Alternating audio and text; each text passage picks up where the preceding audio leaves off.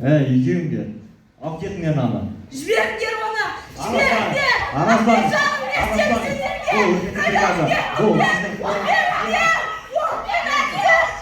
Бұл үкіметтің бригасы. Және де бұл адам халық жауы. Ахметжаным, қолым-ау, жарығым-ау, қайда алып кеттіңдер?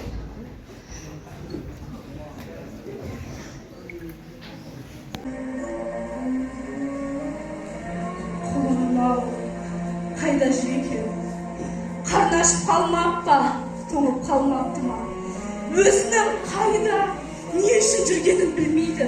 Жарығым, кіп-кішкентай болған перзентім-ау, сағындым ғой сені. Сағындым ғой Ахметім, Ахметжаным. Өзіңнен бір хабарда келмей кетті ғой. Хатыңды күте-күте шаршадым ғой Ахметім, Ахметжаным.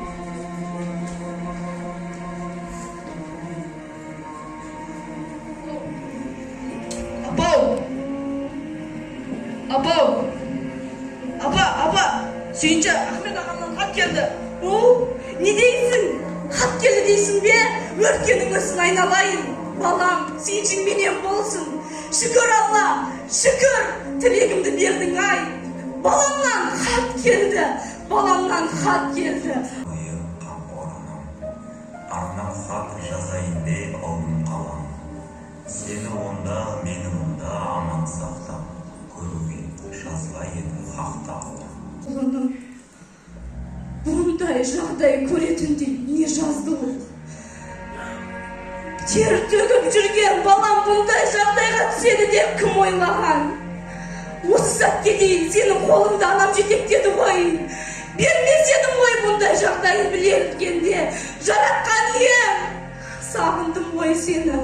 Кіп-кішкентай болған перзентім-ау, амандығыңды тілеймін. Соңғы демім қалғанша амандығыңды тілеймін. Ахметім, Ахметжаным, қолыным. Апау, уайымдай бермеңіз. Ахмет әлі оралады. Өзіңіз де айтып отырушы едіңіз ғой, апау. Үмітсіз шайтан деп Ахмет әлі оралады. Жуаламыз, апау. Ахметжаным, жарығым. Уайымдамаңыз, апау. Жүріңіз, сіз де болғаныңыз, апау. Ахметжаным.